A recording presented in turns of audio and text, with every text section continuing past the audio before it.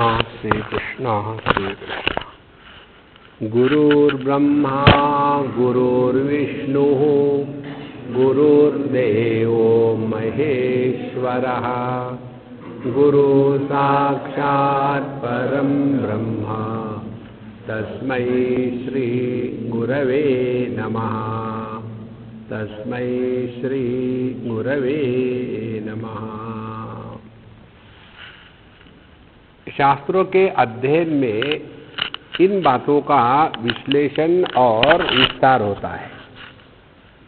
पहली बात कि हम कौन हैं, दूसरी बात यह जगत क्या है, तीसरी बात यह ईश्वर कौन है, चौथी बात इस जगत का निर्माण लय इत्यादि कैसा होता है, पांचवी बात जीव और उसकी गति क्या है, छठवीं बात ये पाप पुण्य धर्म अधर्म का निर्णय करने वाला कौन है, सातवीं बात क्या यही सब कुछ है कि इसके परे भी कुछ है। इन सब बातों का निर्णय होता है शास्त्र के अध्ययन में। हम देखेंगे नॉर्मल दृष्टि से तो क्या पता लगता है, धर्म का अर्थ क्या, कहीं गए घंटी बजाई पूजा करी प्रसाद पाया, जा करके भगवान को कहा कि भगवान लिस्ट को जरा ठीक से नोट कर लेना, यही हमारे लिए अध्यात्म हो चुका है। और इसीलिए आप देखेंगे जहां जहां हमारी इच्छाओं की पूर्ति होती है वहां हमको भीड़ मिलती है, और इसका फिर यही सीधा अर्थ हो गया है अध्यात्म माने जो भौतिक दृष्टि से जो इच्छाएं पूरी नहीं होती वह आध्यात्मिक मार्ग से इच्छाओं को पूरा कर लेना, बाकी कुछ नहीं। देखो, और जब तक के इच्छाओं को पूरा करना यही अध्यात्म हमने समझ के रखा है तो फिर उसमें ठगे जाने की बात गारंटीड है। इसलिए जब हम शास्त्र के अध्ययन की बात करते हैं पहली बात ये समझिए कि इन सब बातों का निर्णय होना चाहिए। तो उसमें जैसे कई बार जब आदमी फ्रस्ट्रेट हो जाता है ना, frustration express in a flowery language is philosophy. देखो, जब आदमी फ्रस्ट्रेट हो जाता है तो एकदम फिलॉसफी आती है। जैसे एक बार हम बम्बई में जा रहे थे कार में, उन दिनों में बम्बई मास ग्रेव यार्ड था, सब जगह सीमेंट के रास्ते बनने के लिए आधे आधे लंबे के लंबे ग्रेव के जैसे खोद के रखे थे, और बहुत झटके गड्ढे सब कुछ था। तो एक सज्जन हमको ड्राइव कर रहे थे और उन्होंने कहीं गड्ढे में गई गाड़ी, खटाक से झटका पड़ा। तो मुझे कहते स्वामी जी अपने देश का क्या होगा। हमने कहा तुमको एकदम देश क्यों याद आया, देखो कैसे गड्ढे हैं रास्ते में। हमें कहा तुम्हारी दृष्टि गलत है इसीलिए तुम्हें दुख हो रहा है, रास्ते में गड्ढे नहीं है, फिर गड्ढे के बीच में थोड़ा थोड़ा रास्ता है। यदि तुम जीवन के छोटे मोटे दुख को लेकर के जब हम नेशनल हो जाते हैं, जब हम सार्वजनिक हो जाते हैं, तब समझ लेना frustration has reached the peak, और उस फ्रस्ट्रेशन से कुछ निकलता नहीं। जब फ्रस्ट्रेशन से कुछ निकलता नहीं तो फिलॉसफर पैदा होते हैं। देखो, तो हमको ऐसा चिंतन करना है कि यह जगत क्या है, कहाँ से आया। तो ऐसे जो फ्रस्ट्रेटेड होते हैं वो हमको आके पूछते, स्वामी जी दुनिया बनाने वाले काहे को दुनिया बनाई, मिलन के साथ जुदाई। भगवान ने ये बीमारी क्यों बनाई, डॉक्टरों के लिए। भगवान ने डॉक्टर भी तो बनाए, अब उनको भी तो खुराक देनी है ना। इसलिए ये जगत क्या है इसका निर्णय लेने के लिए हमारे शास्त्र कहते हैं अज्ञानात् ब्रह्मणो जातम आकाशम बुद्बुदोपमम आकाशात् वायुरुत्पन्नः वायोस्तेजः ततपयः अभ्यश्च पृथ्वी जाता ततो व्रीह्यवादिगम। यह सृष्टि के उत्पत्ति का क्रम है, सृष्टि की उत्पत्ति का क्रम। एक बार हमको एक किसी दूसरे देश में थे और अपने एक NRI महाराज हमको ड्राइव कर रहे थे और वो कॉलेज के प्रोफेसर थे और दक्षिणी थे। उन्होंने मुझे पूछा कि स्वामी जी, आपके वेदांत के अनुसार ये दुनिया कैसी निर्माण हुई? हमने कहा आप अपने अनुसार बताओ। बोले हमारे फिजिक्स में दो थियरीज है, एक है बिग बैंग थियरी और दूसरा है ब्लैक होल थियरी। तो हमने उनको कहा ब्लैक होल किसी वस्तु में होता है ना, कपड़े में छेद होगा, कागज में छेद होगा, नोट में छेद होगा, बर्तन में छेद होगा, दिमाग में छेद होगा। तो ये ब्लैक होल है किसमें, ये मुझे बता। देखो, और बिग बैंग के लिए सवाल ये है, केवल एक हो तो बैंग नहीं होता। यदि दो हाथ देंगे तब कहीं बैंग की आवाज है, केवल एक ही हो तो कहाँ बैंग होगा। तो ये आपकी जो थियरी है ना, इसको हम स्वीकार नहीं करते। बोले फिर आप अपनी थियरी बनाओ, बताओ क्या है। हमने कहा देखो, हम गलत प्रश्नों का उत्तर नहीं देते। बोले हमारा प्रश्न गलत है ना, 100% गलत है। बोले कैसे? हमने कहा उनको देखो महाराज, जब आप पूछते हो कि दुनिया कैसे निर्माण हुई, तो उसके पहले आपने ये कल्पना कर ली है कि पहले दुनिया नहीं थी। तो क्या ये दुनिया अभाव से निर्माण हो गई क्या? इसीलिए जो सृष्टि के निर्मिति का प्रसंग आता है, उसमें हमारा ध्यान अपनी तरफ खींचने का प्रयोजन है। तो सृष्टि का निर्माण इसलिए बताया जाता है कि नियम यह है, ज्ञात से अज्ञात के तरफ लिया जाता है। जैसे हम लोग एक दूसरे को इंट्रोडक्शन कराते हैं ना, ये मिस्टर गुप्ता जी हैं। अच्छा, फिर हम कहते पता नहीं कौन है गुप्ता जी। अरे यार, वो अपने कपूर साहब है ना, उनके साले हैं। एक मुझे बड़ा इम्पोर्टेंट SMS आया कल रात को। हाँ, इनोसेंट सजेशन। एक बार किसी के घर में एक चोर घुस गया और वो चोर सब चुरा के जब ले जा रहा था, तब वो छोटा सा बच्चा, उसकी नींद खुल गई। उस बच्चे ने कहा, अले तू मेरा स्कूल का बस्ता भी ले जा कमीने, नहीं तो मम्मी को उठा दूंगा।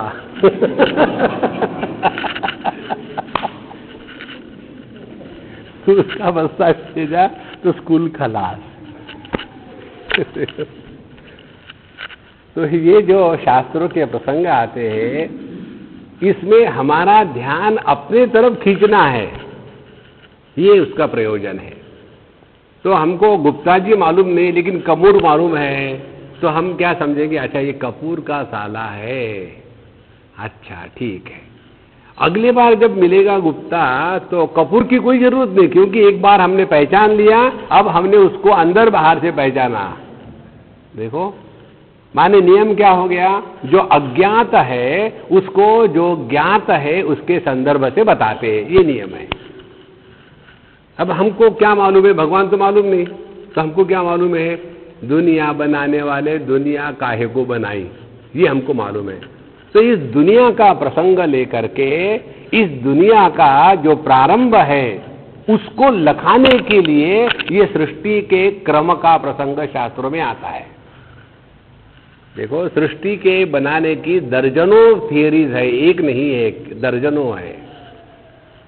तो यहां जो थियरी ली है उसमें बताते हैं, अज्ञानाद ब्रह्मणो जातम आकाशम। आकाश का निर्माण होता है ब्रह्म के अज्ञान से। देखो, एक बार मुझे यही प्रश्न किसी ने पूछा था, बड़े पढ़े लिखे थे, तो बोले स्वामी जी हमने शास्त्रों का अध्ययन किया है, लेकिन कहीं कहीं हमको डाउट है। हमने कहा कौन से विषय में डाउट है आपको? बोले सृष्टि के निर्मिति में डाउट है। हमने क्या, कौन सी सृष्टि की निर्मिति में डाउट है? बोले जैसा आता है यहाँ, जैसा मंत्र है, तस्माद् वा एतस्माद् आत्मनः आकाश संभूतः। चुप हो जाओ, हमने उनको वहीं रोक दिया। बोले क्यों? हमने कहा यहाँ खत्म हो गया है ना, आगे क्यों जा रहे हो? बोले कैसे, समझ में नहीं आया। हमने कहा बताओ, उस परम ब्रह्म परमात्मा जो अपना स्वरूप है उससे आकाश निर्माण हुआ। आकाश माने क्या है मुझे बताओ? आकाश माने कोई ठोस वस्तु है क्या? आकाश माने एम्प्टीनेस, एम्प्टीनेस मीन्स नथिंग। माने तस्माद वा एतस्माद आत्मना आकाश संभूतः, माने परमात्मा से कुछ निर्माण नहीं हुआ। देखो, लेकिन हम जो लगे रहते हैं उसी में लाइन में लग गए तो लग गए। तो उस परम ब्रह्म परमात्मा के अज्ञान से आकाश निर्माण हुआ। अब कैसे निर्माण हुआ देखो, जब हम अपने को नहीं पहचानते तब हम गहरी नींद में होते हैं। जब हम अपने को पहचानते हैं तब हम समाधि में होते हैं। अब ये दो अनुभूतियों में फर्क क्या है? गहरी नींद में अभाव को विषय बनाया है और समाधि में अपने अस्तित्व को पहचाना है। देखो, तो हमने महत्व किसको दिया है?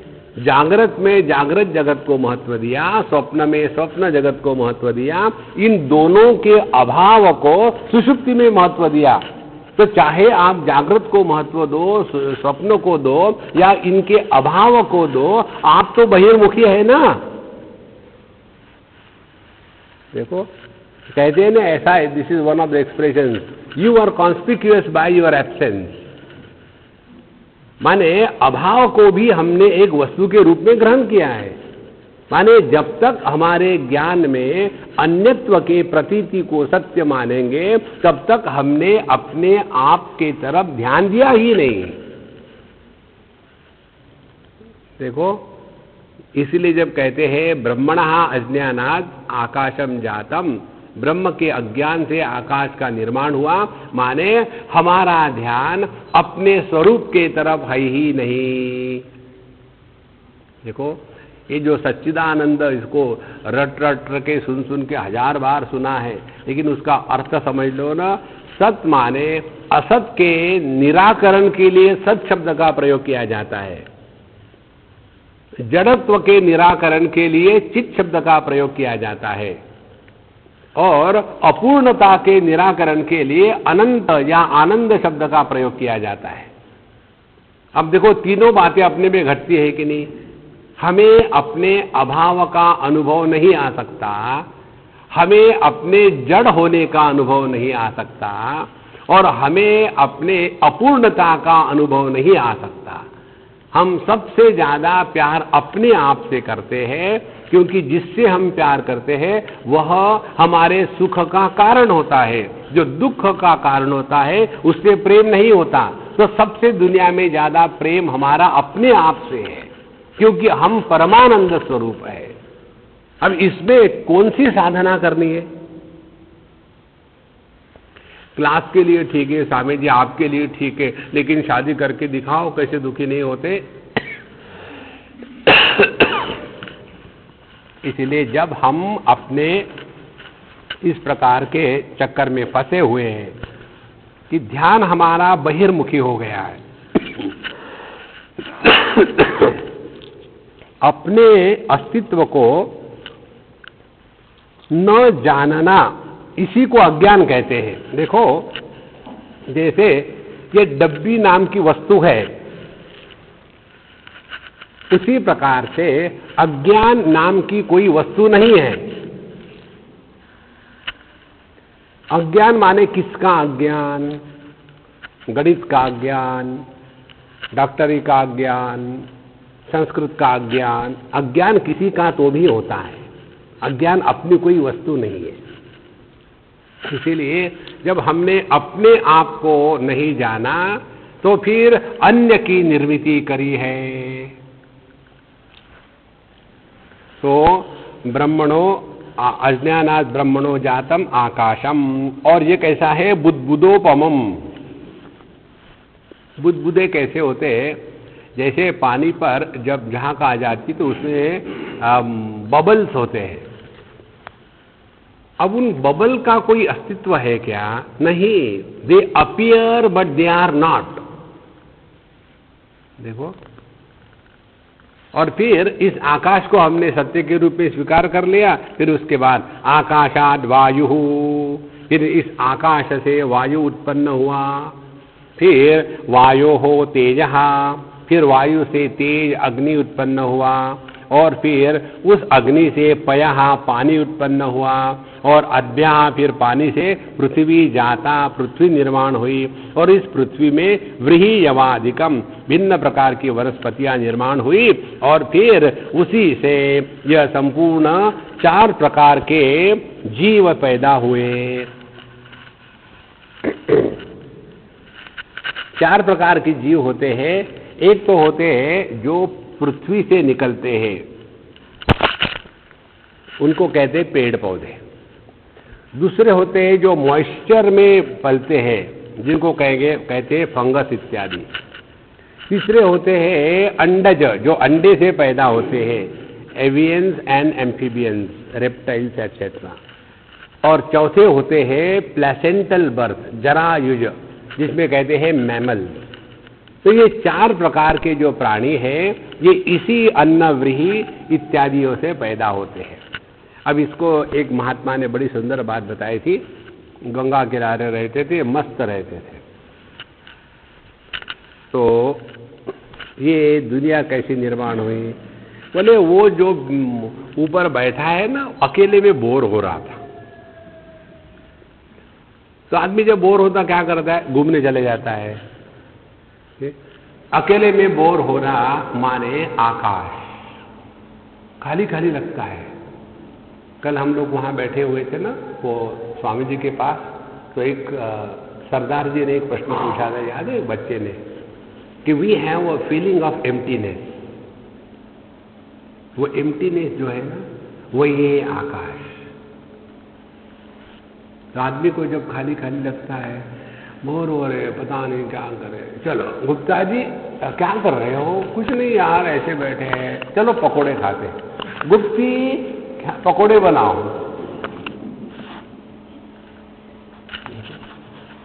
अरे खाली पीली।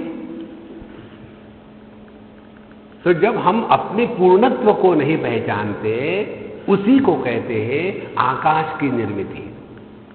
तो बोले वो ऊपर बैठा बैठा अकेला बोर हो रहा था, चलने लग गया। तो बोर होना आकाश, चलने लग गया वायु। और जब आदमी दौड़ने लगता है, चलने लगता है, तो आता है पसीना, गर्मी होती है, पहले गर्मी होती है, वह हो गया अग्नि। और जब गर्मी हो गई, दौड़े जा रहे, फिर आता है पसीना, वो हो गया जल तत्व। और वो जब पसीना सूख जाता है तो अपने देह पर सब सॉल्ट इकट्ठे हो जाते हैं, वो हो गया पृथ्वी तत्व। सब सृष्टि तुम में ही निर्माण हुई है। देखो, यदि हमने अपने पूर्णत्व को पहचान लिया है, तो ना कुछ करना है, ना कुछ नहीं करना है। देखो, भगवद गीता के 4th अध्याय में भगवान कर्म का सिद्धांत बताते हैं। कर्मणि अकर्मयः पश्येत् अकर्मणि च कर्मयः स बुद्धिमान मनुष्येषु स युक्तः स कृष्ण कर्मकृत्। जिसने कर्म में परमात्मा को पहचाना है, माने जिसका कर्म परमात्मा की अभिव्यक्ति होती है। कर्मणि अकर्मयः पश्येत्, परमात्मा की अभिव्यक्ति कर्म में होना माने क्या? कर्म क्या है? कर्म परमात्मा क्या है? परमात्मा है आनंद स्वरूप। तो उस कर्म में परमात्मा की अभिव्यक्ति होना माने क्या? कर्म के माध्यम से आनंद की प्राप्ति नहीं करनी, बल्कि प्रत्येक कर्म आनंद की अभिव्यक्ति होवे। देखो कितना फर्क आ जाता है। फिर उसके बाद ये सवाल है कि आप क्या कर रहे हो?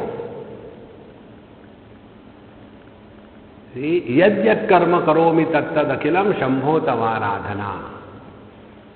तो प्रत्येक कर्म यदि परमात्मा की अभिव्यक्ति है, तो हम बोलेंगे आनंद को व्यक्त करने के लिए, हम चलेंगे आनंद को व्यक्त करने के लिए, हम चुप बैठेंगे और हाँ, उसको भी आनंद को व्यक्त करने के लिए गुस्से गुस्से में कम बोलोगे। देखो, तो कर्मणि अकर्म यहां पश्चित, अकर्मणि च कर्म यहां। और कोई ये सोचे ठीक है हमसे सब होता है, हम कुछ नहीं करेंगे, कुछ नहीं करेंगे, ये जो दुराग्रह है यही तो कर्म है। सब बुद्धिमान मनुष्येषु, जिसने ये समझ लिया है वो मनुष्यों में बुद्धिमान है, बाकी बुद्धुमान है। देखो, बुद्धिमानता यही है कि हमको इस जगत में करके कुछ प्राप्त नहीं करना है, जो भी हो रहा है उसमें केवल आनंद अभिव्यक्त हो रहा है। देखो, यदि इस एक सिद्धांत को ले लो तो आपने कर्म के सिद्धांत को समझ लिया है। और यही बात, ये मंत्र आता है तैत्तिरीय उपनिषद में, और वहां बताते हैं आनंदादेव खल्विमानि भूतानि जायन्ते आनंदेन जातानि जीवन्ति। यह संपूर्ण सृष्टि आनंद की अभिव्यक्ति है, दुख की अभिव्यक्ति नहीं है। देखो, यदि सुवर्ण के आभूषण बने हैं और उसमें सुवर्ण को छोड़कर कुछ आया है तो वो तो सुवर्णकार की किमया है, असल में नहीं होना चाहिए। इसी प्रकार से यदि यह सृष्टि आनंद की अभिव्यक्ति है, इसमें यदि दुख आया है तो ये भगवान की सृष्टि नहीं है, ये अपनी सृष्टि है। पंचदशी के 4th अध्याय में 2 प्रकार के सृष्टि का वर्णन आता है। एक है ईश्वर सृष्टि और दूसरी है जीव सृष्टि। ईश्वर सृष्टि का उदाहरण देते समय, जीव सृष्टि का उदाहरण देते समय सिद्धांत बताते हैं, जैसे एक स्त्री, हमारे यूपी में उसको स्त्री कहते, स्त्री नहीं कहते। इसका कारण मालूम है आपको? गर्म होती है इसलिए स्त्री। तो वो जो स्त्री है उसको जो पिता के माध्यम से उत्पन्न हुई है, पितृजन्या, तो पिता का कार्य कन्या। अब वही स्त्री जब पति के साथ होती है तो भर्तृभोग्या, उसकी भोग्य विषय बन जाती है। उसके बाद वही स्त्री जब अपने पुत्र के साथ होती है तो मां बन जाती है। वही स्त्री जब अपने भाई के साथ होती है तो बहन हो जाती है। इसमें स्त्री जो है वह ईश्वर की सृष्टि में है और स्त्री दुखी नहीं होती कभी। और जो जीव की सृष्टि है, पत्नी, मां या बहन, ये कभी सुखी नहीं होती। देखो,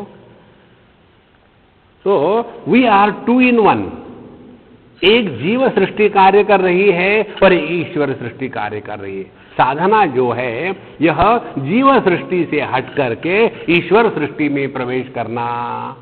देखो, इसके लिए ये प्रसंग चला रहे हैं।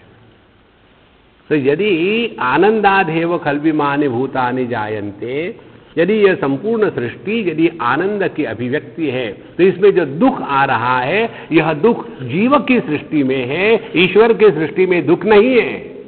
देखो, रूप रंग है, वहां कहां दुख है? आंखों से दिखता है, वहां कहां दुख है? दुख कब हो जाता है? किसी को देखा और बहुत अच्छा है और वहां गए और धीरे से उस फूल को तोड़ा, तुरंत 100 रुपये आर्थिक दंड। ये तो बहुत ज्यादा हो गया, वहां लिखा है भैया, और कुछ नहीं है। इसलिए जहां हमने वस्तु में उपयोगिता जोड़ दी, जीव की सृष्टि प्रारंभ हो गई। वस्तु को वस्तु के रूप में पहचानो तो हम ईश्वर की सृष्टि में हैं। इसलिए आध्यात्मिक जीवन का अर्थ जब ऐसा करते हैं लोग, नहीं समझो तुम ब्रह्म हो, इससे क्या फायदा है? इसका मतलब है ये पूछने वाला बनिया होगा, हर जगह में फायदा ढूंढता है। देखो, परमात्मा के होने का कोई फायदा नहीं है। परमात्मा के होने के कारण फायदा नुकसान दोनों होते हैं। देखो, इसीलिए ये जो प्रसंग आता है शास्त्रों में, कि इस ब्रह्म के अज्ञान से आकाश, आकाश से वायु, वायु से अग्नि, अग्नि से जल, जल से पृथ्वी और पृथ्वी से ये सभी वनस्पतियां और उस वनस्पतियों से फिर ये सभी के सभी 4 प्रकार के देह निर्माण हो गए। और फिर इस देह में परमात्मा का प्रवेश होता है। कैसे प्रवेश होता है?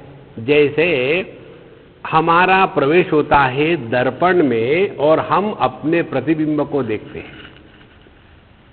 तो हमारा प्रवेश दर्पण में कैसे होता है? हमको नहीं समझ में आता, तो इसको भी समझने का प्रयत्न मत करो, ऐसे ही होता है। तो दर्पण में हमारा प्रवेश कैसा होता है? न प्रवेश होते हुए entry, it is an entry without entrance. देखो, और इसीलिए दर्पण में जो प्रतिबिंब है, यदि दर्पण टूटा तो प्रतिबिंब नहीं टूटता। दर्पण यदि कारुगेटेड होगा तो प्रतिबिंब कारुगेटेड नहीं होता, वो दिखता है लेकिन होता नहीं। देखो, दर्पण को हटा दिया तो प्रतिबिंब खो नहीं गया, क्योंकि जो हो उस पर तो कोई प्रभाव होगा। ये प्रतिबिंब केवल दिखता मात्र है, होता नहीं। इसी प्रकार से परमात्मा का इस परिच्छिन्न देह में प्रवेश हुआ है ऐसे लगता है, लेकिन होता नहीं। फिर यही परमात्मा अंदर बाहर है। देखो, जैसे आपने एक मटका बनाया, इसको अपने देह को घट और मटका दोनों कहते हैं संस्कृत में, हिंदी में ना। तो घट इसलिए कहते हैं कि हम लोग घटिया है, और इसको मटका इसलिए कहते हैं कि हम मटकते हैं इसी देह को लेकर के। तो जो घटिया है और मटकते हैं वो देहात्मवादी है, उससे निकलने को तैयार ही नहीं। तो जब हम एक मटका बनाते हैं तो मटका बनाते समय ही उसमें घटाकाश अपने आप निर्माण हो जाता है। उस घट में बाहर से आपको जल डालना पड़ेगा, दही डालना पड़ेगा और सब्जी डालनी पड़ेगी, लेकिन उसमें जब मटका बन जाता है उसी समय उसमें घटाकाश निर्माण हुआ। फिर हम क्या कहेंगे? एक घटाकाश है और एक महाकाश है। लेकिन असल में यह घटाकाश घट के अंदर है और बाहर क्या है? बाहर भी तो वही आकाश है। तो हमको समझ कैसी होनी चाहिए? समझ ये होनी चाहिए कि घट के अंदर में आकाश नहीं है, यह घट आकाश के सहित महाकाश के अंदर में है। इसीलिए अंदर बाहर का जो चक्कर है वो केवल घट के उपाधि के कारण है, वास्तविक नहीं है। इसी प्रकार से आज जो हमने सुबह ध्यान का अभ्यास किया, जब तक के देहात्म भाव बना रहता है तभी तक मैं देह के अंदर हूं, जगत देह के बाहर, ये भ्रांति बनी रहती है। और जहां देह के साथ तादाद में छूट गया, फिर हम अंदर भी नहीं बाहर भी नहीं है। इसीलिए यह जो प्रसंग आता है शास्त्रों में सृष्टि की निर्मिति का, ये इसलिए आता है कि ये समझो कि हम देह के अंदर नहीं है, देह हमारे अंदर है। देखो, तो कैसे समझना है? शरीर रूपी कद्दू को हमने प्राण रूपी कटोरी में रखा। शरीर रूपी कद्दू और प्राण रूपी कटोरी हमने मन रूपी परात में रखा।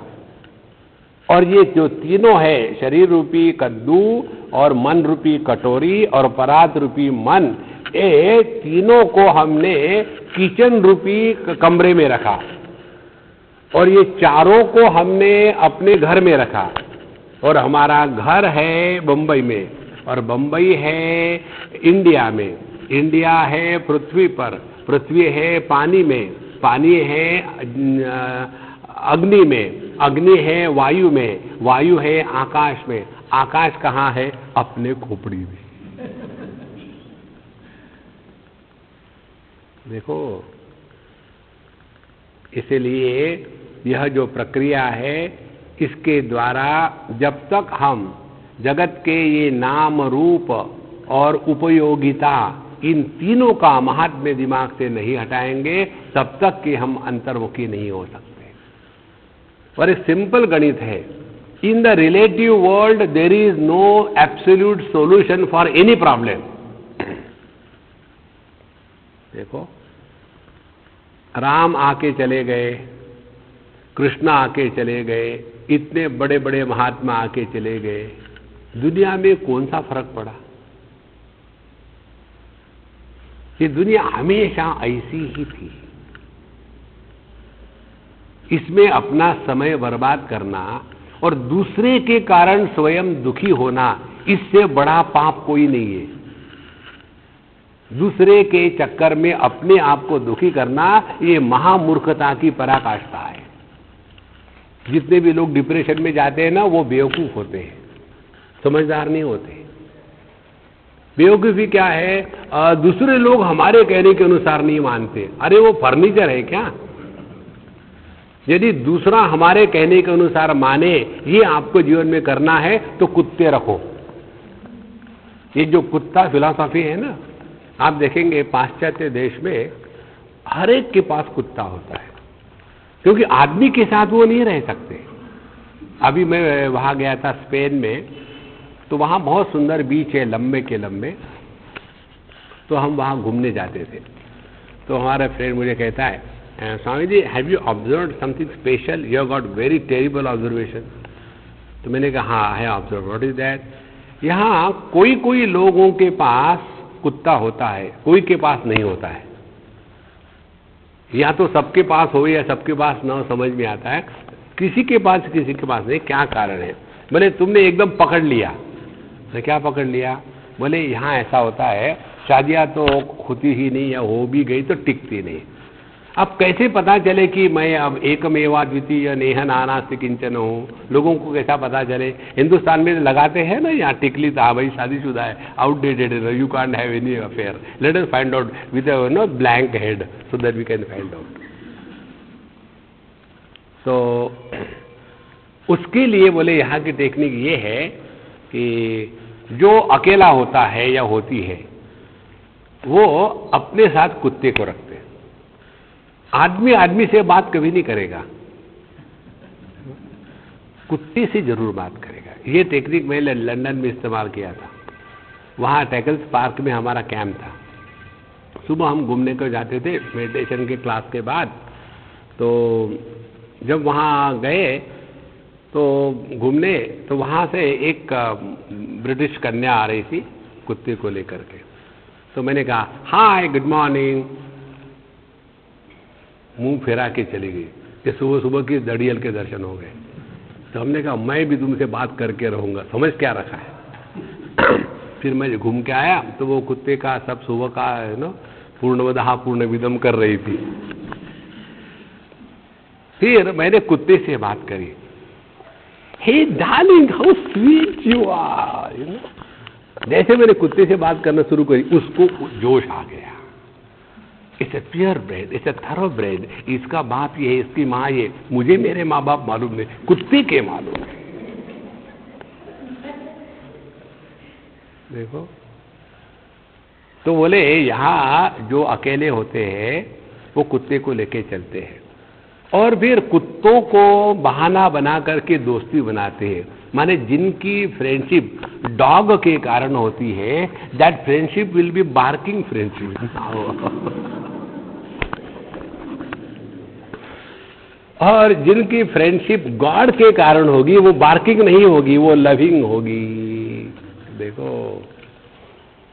तो ये कुत्ते रखने का कारण क्या है? कुत्ते रखने का कारण ये है कि हम बाहर से आए, घर में तो कोई है नहीं रिसीव करने के लिए, कुत्ता है।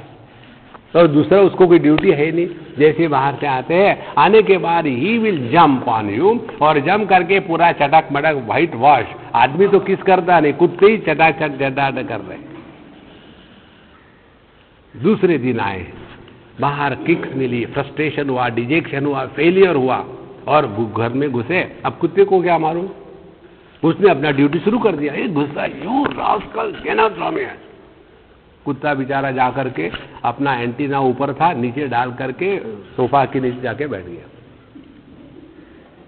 फिर बोतलें एम्प्टी हो गई, ड्रम भर गया, स्पिरिचुअलिटी आ गई, लिक्विड स्पिरिचुअलिटी। जब वो आ गए फिर टामी, फिर वो आ गया, एंटीना अप आ गया। ऐसा आदमी के बच्चे के साथ करके देखो, देखो हमको एकांगी प्रेम चाहिए, जैसा हम चाहे वैसे नहीं होता।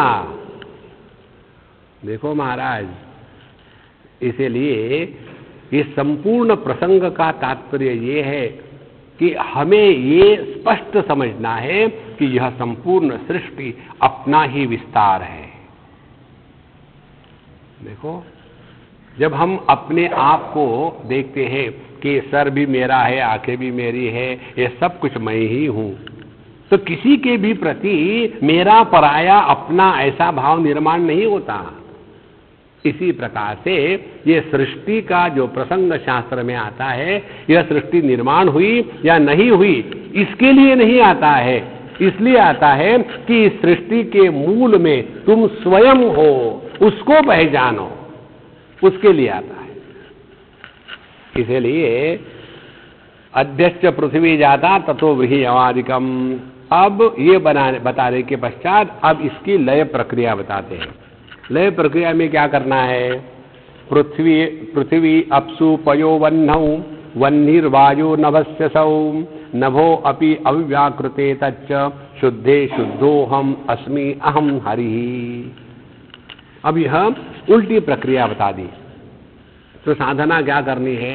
साधना ये करनी है, पृथ्वी को पानी में भिगो देना है, फिर पृथ्वी और पानी इसको अग्नि में, अग्नि को वायु में, वायु को आकाश में, आकाश को मन में, मन को बुद्धि में, बुद्धि को समष्टि बुद्धि में, समष्टि बुद्धि को परब्रह्म परमात्मा में, और वह हरि जो सबका हरण करके अपने में रखता है, वह हरि मैं हूं।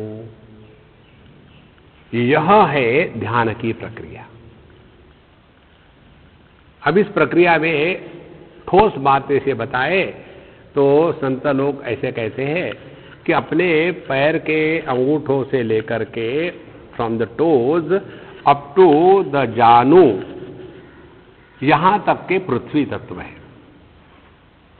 वहां से लेकर के अपने जो उम्बलिकस है नाभि, वहां तक जल तत्व है, और इस नाभि से लेकर के हृदय तक के अग्नि तत्व है, और हृदय से लेकर के हमारे कंठ तक जो है वहां वायु तत्व है, और कंठ से लेकर के हमारे भ्रू मध्य तक आकाश तत्व है, और आकाश से लेकर के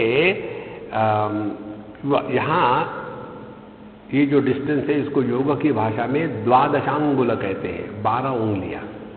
तो उसमें हम आकाश से निकल के मन में, मन से बुद्धि में, बुद्धि से समष्टि बुद्धि में, समष्टि बुद्धि से परमात्मा में, यह रिट्रेंच रोड मैप है। ऐसे हम वापस आना है।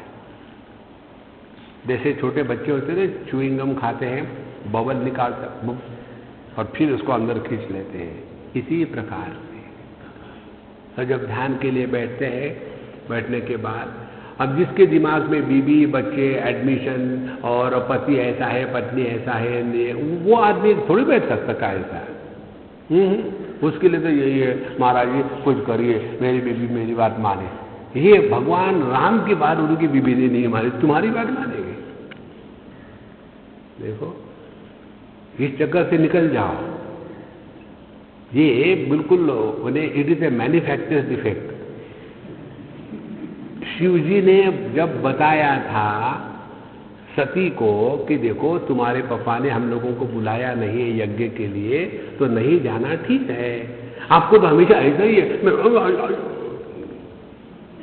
उस समय शिव जी ने क्या किया, वही सभी हस्बैंड लोग करें, उन्होंने बोलना बंद कर दिया और शांत होकर के ध्यान में बैठ गए, और ये फू फू फू फू करके अपने निकाली कार, बुल कार, जैसे मारुति कार होती है, बुल कार थी उनकी, बुल कार में बैठ करके निकल गए।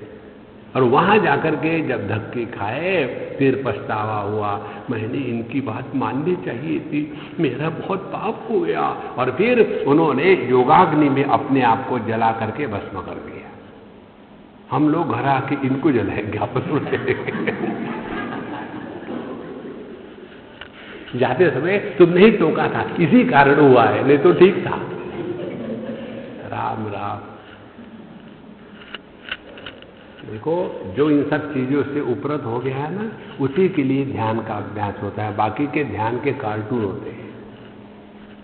हमने दिल्ली बम्बई में एक बार ये जितने जजेस होते हैं ना, उन्होंने हमको बुलाया और कहा कि Swami ji please teach us for 2 days meditation for stress relief, meditation for removing tension. Yoga का सब सत्यानाश इसी के कारण हुआ है। तो हमने उनको कहा कि ठीक है, हम लोग विचार करेंगे और विषय होगा डू जस्टिस टू मेडिटेशन। सभी जजेस थे, डू जस्टिस टू मेडिटेशन। और जस्टिस क्या है? एक व्यक्ति है जिसके हिप जॉइंट का डिसलोकेशन हो गया है और हाथ का फ्रैक्चर हो चुका है और उसको अस्थमा है और जिसका ब्लड प्रेशर कहाँ जाएगा किसी को भी पता नहीं है। ऐसा व्यक्ति एक जिम में आता है। जिम में आने के बाद कहता है मुझे सिखाओ वेट लिफ्टिंग कैसे करना। तो उसको जिम वाला क्या कहेगा, अच्छा तुम्हारी पहले परीक्षा लेते हैं। हाँ, क्या परीक्षा? लो इस पापड़ को उठाओ। उसने पापड़ को उठाया, अरे बाप रे। हाँ, अब तुमको जिम में नहीं आना चाहिए था, तुमको जाना चाहिए था किसी हॉस्पिटल। इसी प्रकार से जिसके दिमाग में टेंशन है, फ्रस्ट्रेशन है, वरीज है, ब्लड प्रेशर है और सच ए कैओटिक कंडीशन है, वो व्यक्ति मेडिटेशन के लिए बैठेगा तो वैसे ही है एक यूजलेस स्पॉन्डिलोसिस वाला वेट लिफ्टिंग करना चाहता है। It is not a curative method, it is a creative force.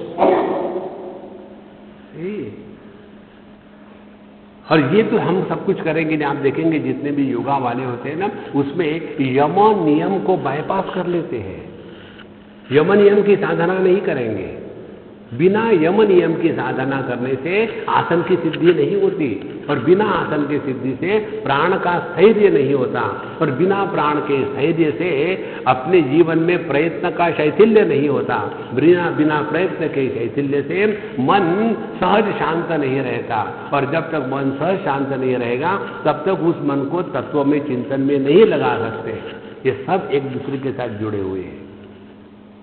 लेकिन आसन माने acrobatic, twisting the body is yoga. देखो, इसलिए ये सब कुछ से हट गया मन, फिर ऐसे व्यक्ति को ये यहाँ बताते हैं कि बैठ लिए शांत होकर के। अब हम ये भावना करें कि यह जो पृथ्वी तत्व है अपने टोस से लेकर के कमर तक ये जल तत्व में अब लीन हो गया।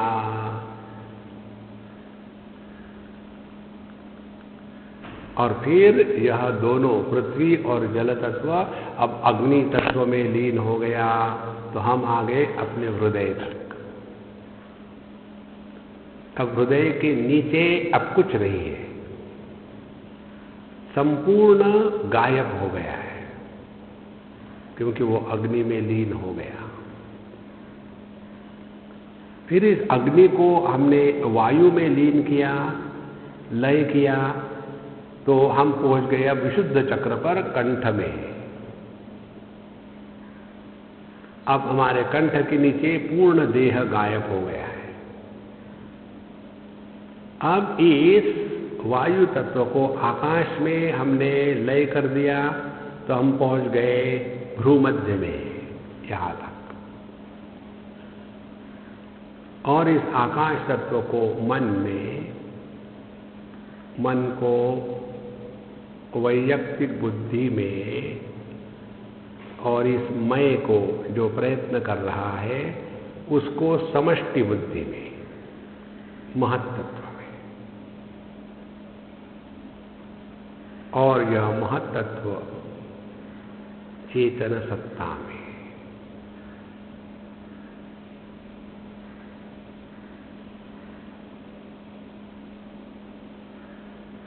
अब इसमें क्या हो गया, ये जितना विस्तार हुआ था, अज्ञानात् ब्रह्मणो जातम आकाशम, तो ब्रह्म के अज्ञान से आकाश, वायु, अग्नि, जल, पृथ्वी, सभी प्रकार की वनस्पतियां, चारों प्रकार के प्राणी के देह, उसमें परमात्मा का प्रवेश, जीव रूप से रहना, वहां से लेकर के फिर हम वापस जा रहे धीरे धीरे धीरे धीरे, और फिर पहुंच गए अपने स्वरूप में।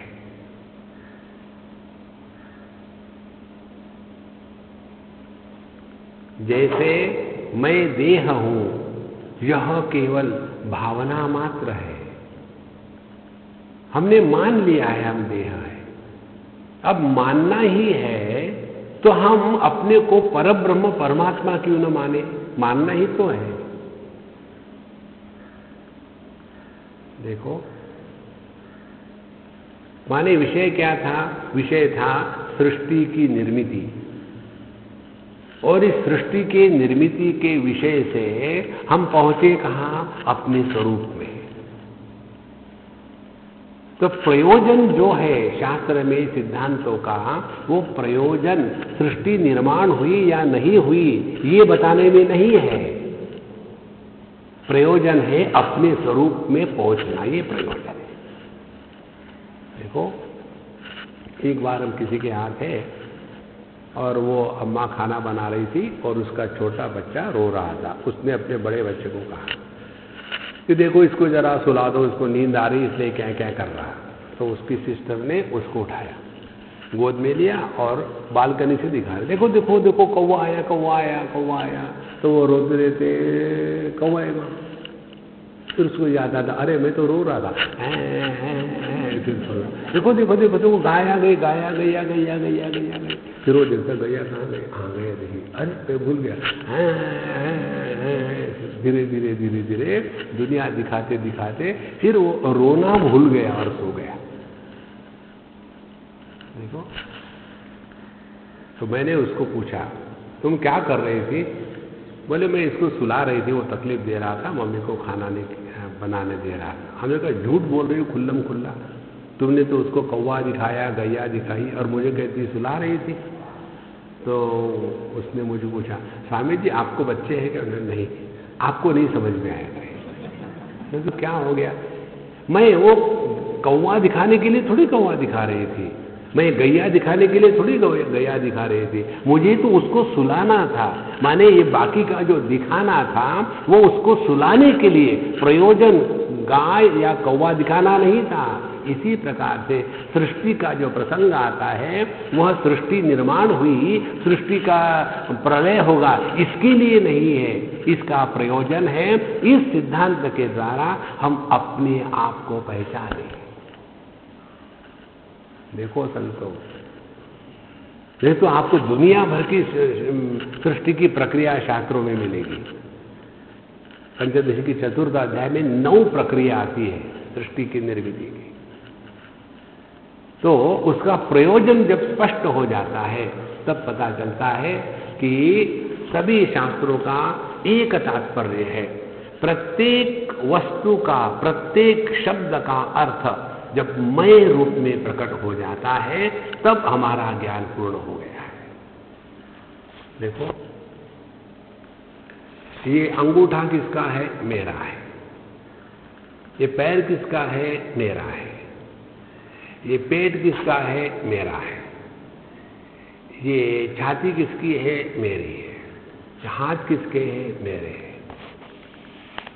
माने हम किसी को भी दिखा रहे हैं, उन सब का अर्थ मैं के रूप में ग्रहण होता है। इसी प्रकार से जब सभी शब्द, सभी वस्तु इसमें जब मैं की अनुभूति होने लगती है ना, तब हमने तत्व को पूर्ण और परफेक्टली पहचाना है। मुंडकोपनिषद में मंत्र आता है, भिद्यते हृदय ग्रंथि छिद्यन्ते सर्व संशयाः क्षीयन्ते चास्य कर्माणि तस्मिन् दृष्टे परावरे। तस्मिन् परावरे दृष्टे सति, जब हमने परमात्मा के पर माने अव्यक्त, अवर माने व्यक्त, जब परमात्मा के दोनों व्यक्त और अव्यक्त रूप से प्रभु को पहचान लिया है, तब हृदय ग्रंथि का भेद खुल जाता है।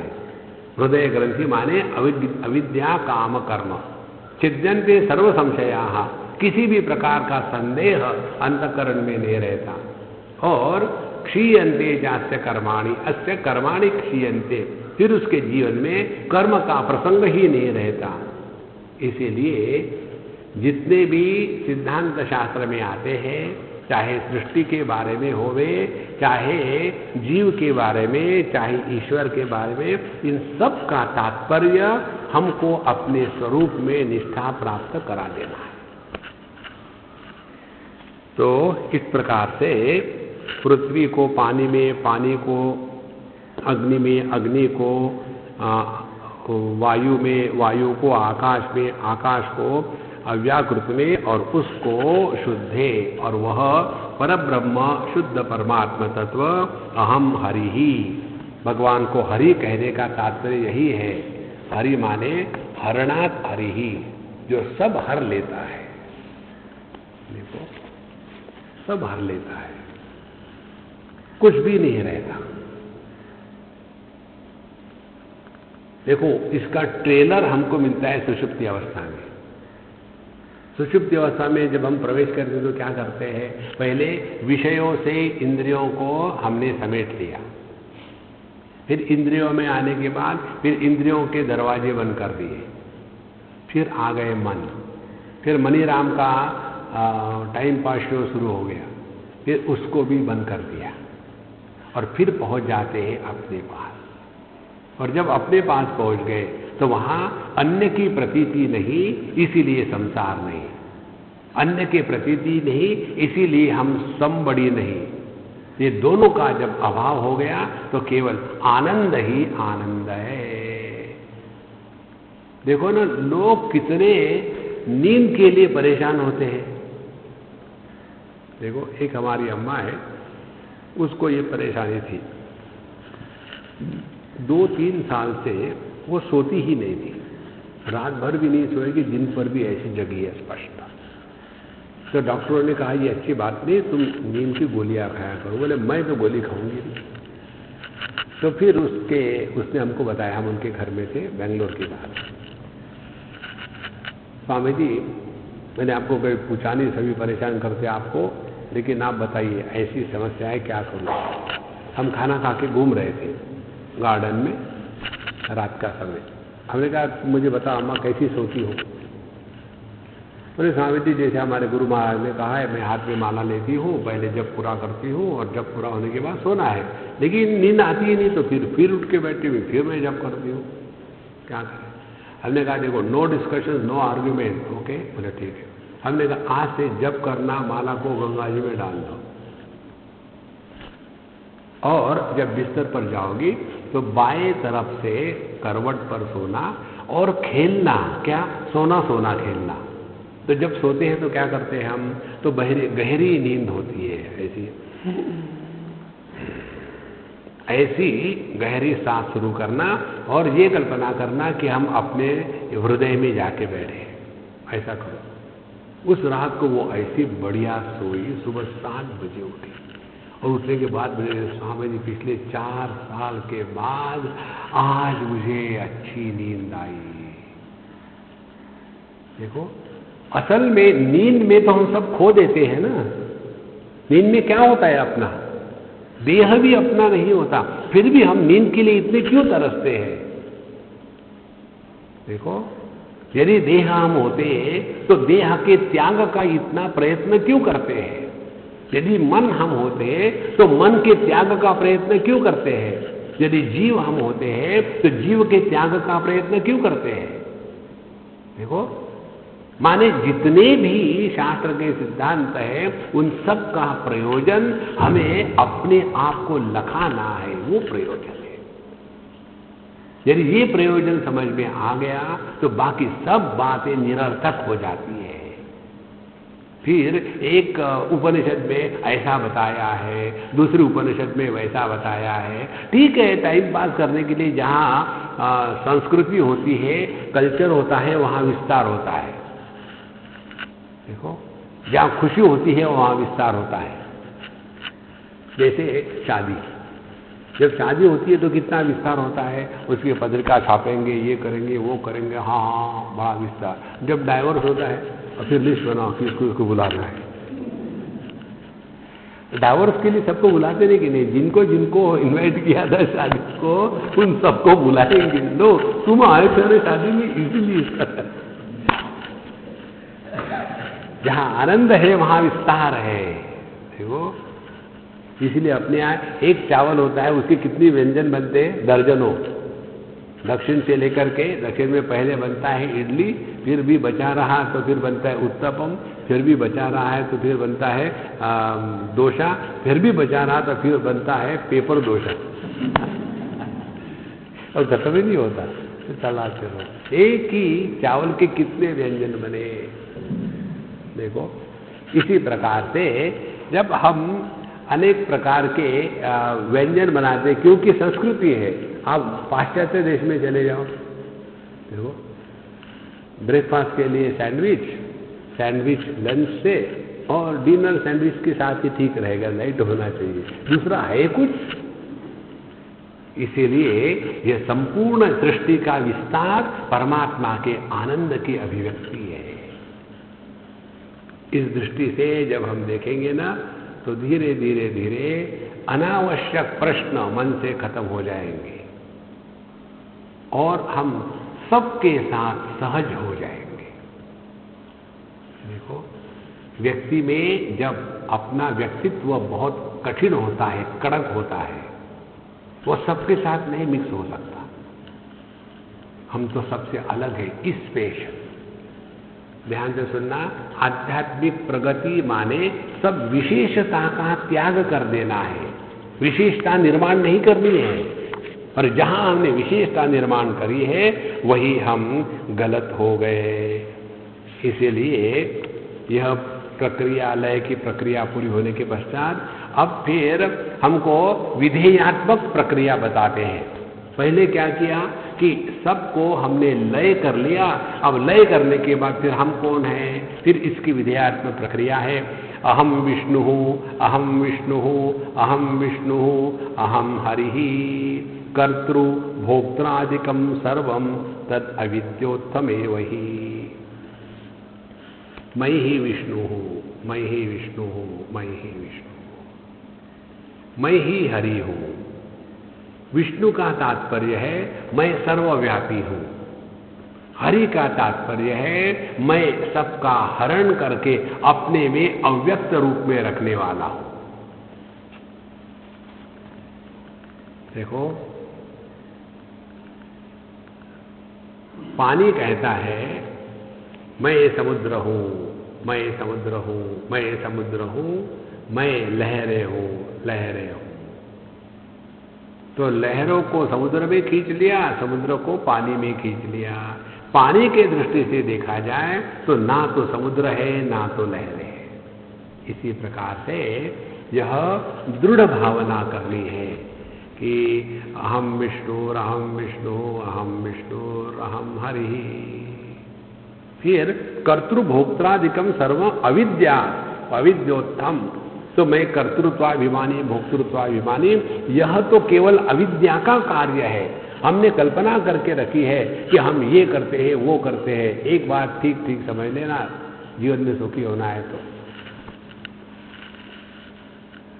इस जगत में जो भी कुछ हो रही है ना चीजें, वो एग्जैक्टली परफेक्टली जैसी होनी चाहिए वैसी ही हो रही है। इसमें एक भी चीज गलत नहीं होती। केनोपनिषद में कथा आती है, उसमें यक्ष भगवान ब्रह्मा जी अग्नि और वायु और इंद्रिय, इनके सामने एक घास की पत्ती रखते हैं जलाने के लिए, उठाने के लिए। लेकिन ना तो अग्नि उसको जला सकता है, ना वायु उसको उठा सकता है। उसी कहानी को लेकर के हिंदी में कहावत है, जब तक भगवान की इच्छा नहीं होती घास की पत्ती भी नहीं हिलती। माने ये संपूर्ण सृष्टि में जो कुछ चल रहा है वो ईश्वर के संकल्प से चल रहा है, लेकिन अहंकार विमूढ़ात्मा कर्ता अहम इति मन्यते। देखो कितने 1990 में जब हम गए थे कि बद्रीनाथ, वहाँ एक हमारी अम्मा थी, भगवती अम्मा, अब उसने देह त्याग दिया है। हमसे बहुत प्यार कर, हम जाते थे तो हम इतने बड़े होते हुए भी वो हमको अपने गोदी में बिठाती थी, बेटा तू मेरे गोद में बैठो। तुमको कैसा बेटा मिला, बड़े बड़े दाढ़ी वाला, बहुत प्यारी थी। तो हमने कहा कि अम्मा अब मैंने लेक्चर बड़े झाड़े हैं, अब मुझे चुप होना है, बस मैं यहाँ आके रहूँगा बद्रीनाथ। तो बहुत हंसने लगे। मैं क्यों हंस रही हो? तो बोले तुमको बोलना है या नहीं बोलना है ये किसी ने पूछा है क्या? नहीं पूछा। तो तुम क्यों डिसीजन ले रहे हो? देखो तुमको क्या करना है या तुम्हारे माध्यम से क्या करवाना है, ये डिसीजन लेने के लिए नारायण भगवान बैठा है। तुम केवल एक स्क्रू ड्राइवर बनकर रह लो, जो कहेंगे करो, अपने दिमाग से निकाल डालो संकल्प कि मैं ये करूँगा, नहीं मैं वे करूँगा। और उसके बाद देखा मैंने, हम कितना भी चाहे कि हम ज़्यादा दौड़ा भागी नहीं करेंगे, कुछ भी करे हो ही जाती है। उस दिन के बाद हमने छोड़ दिया, सब जो है वो है, ठीक है। कई बार एक दिन बीच में खाली रखते हैं कि एक दिन खाली रखेंगे, तो उसी दिन एग्जैक्टली कोई आके टपकता है, एग्जैक्टली। माने ऐसा गणित बनता है कि इस फ्लाइट से उठे उस फ्लाइट पे बैठे, उस फ्लाइट से उठे उस फ्लाइट पे बैठे। देखो अपने करने से कुछ नहीं होता, जो कुछ हो रहा है वो ईश्वर के संकल्प में हो रहा है। इसीलिए यह जो कर्तृत्वाभिमान भोक्तृत्वाभिमान है, ये हमको थकाता है। हमको कई बार लोग कहते हैं कि सावन जी आप इतना दौड़ा भागी करते हो, थकते नहीं हो क्या? जेट लैग का प्रश्न आता है। जो लोग लंबा हवाई जहाज से आते हैं उनको जेट लैग आता है। हमने कहा हमको नहीं आता जेट लैग। क्यों? हम थोड़ी फ्लाई किए, हम तो बैठे थे। जेट को लैग आएगा, हमको क्यों आएगा? देखो कितने बार हम 8 घंटे का ट्रैवल करने के बाद सीधा जा करके अपना लेक्चर शुरू हो जाता है। इसमें एक ही सिंपल सिद्धांत है कि जो कुछ हो रहा है ना, ईश्वर के नियम के अनुसार हो रहा है, उसमें हमारे अस्तित्व का कोई मतलब नहीं। जहाँ कर्तृत्वाभिमान भोक्तृत्वाभिमान आएगा, वहाँ जीवन में थकावट आती है, फ्रस्ट्रेशन आता है। देखो इसलिए ना तो मैं कर्तृत्वाभिमानी हूँ, कर्तृत्व भोक्तृत्वादिकम सर्वम तद अविद्योत्थम एव ही। तो जहाँ जहाँ हमारे दिमाग में बात आई कि मैं ये करने वाला हूँ, वो करने वाला हूँ, ये सब अविद्या का कार्य है। इसलिए कर्तृत्वाभिमान भोक्तृत्वाभिमान दोनों का त्याग करना है। देखो ये बात कितनी सिंपल है, हम सबको पता है जो करेगा वो भुगतेगा। तो करना क्या है अपने को? करना बंद कर डालो तो भुगतने का सवाल आएगा कहाँ? एक बार एक बच्चे को हमने देखा था, बहुत पुरानी बात है, बहुत राक्षस था जिसके घर में था मैं। तो ऐसे बच्चों से मैं दूर ही रहता हूँ। किसी ने आकर के वो थैला रख दिया, बोले स्वामी जी हम लोग बाहर जा रहे हैं, ये इनको देना था, उनको दे देना। ठीक है यहाँ रख दो। अब ये सब लोग बाहर से आए, कहीं गए थे घूमने, और बच्चा सीधा मेरे कमरे में आके देखा क्या सामान है। मैंने बोला बाप रे, फिर आगे आए, अब क्या उठान करेगा भगवान जाने। मैं बिल्कुल बात नहीं करता था उससे। उसने आया, देखा क्या सामान रखा है, सब नजर कर दिया। एक तेल की बोतल थी, जरूरत थी, उठाया, गिर गई चारों तरफ, कारपेट पर तेल हो गया। वहाँ से चिल्लाता है, दादी माँ देखो ये कल्पना ने स्वामी जी के कमरे में तेल गिरा दिया है। अब मैंने अपने स्पष्ट आंखों से देखा था, उसने गिराया है और ठोक दिया उसने। कल्पना उनके नौकर का नाम था, नौकरानी का। दादी माँ आई, बहुत डांटा उस नौकरानी को। मुझे क्या फर्क पड़ता है, मुझे तो इसके घर में रहना है।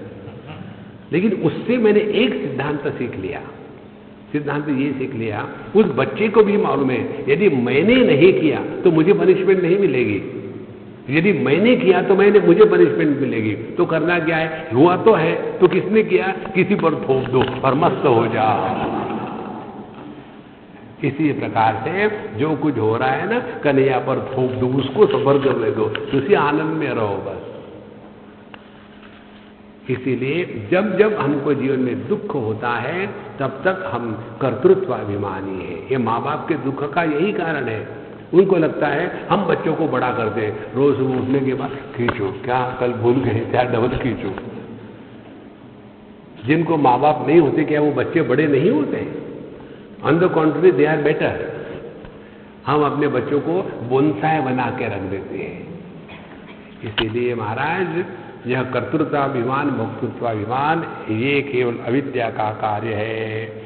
इसीलिए अच्युतो हम अनंतो हम गोविंदो हम अहम हरि आनंदो हम शेषो हम अजो हम अमृतो अस्मि हम। यह दूसरी प्रक्रिया है ध्यान की। जीवन में किस प्रकार से अपने आप को समझना है। अच्युतो हम अनंतो हम, ये सभी के सभी भगवान के नाम बताए जाते हैं, लेकिन उन नामों का अर्थ भी है।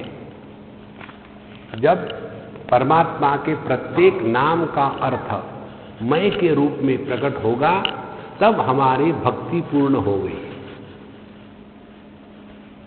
जब भगवान के नाम का अर्थ अपने से अन्य के रूप में प्रकट होगा, तब भक्ति में अभी खोट है। देखो, जब हम राम कहते हैं तो उस राम शब्द का अर्थ जब आत्म रूप से प्रकट होता है तो एक राम,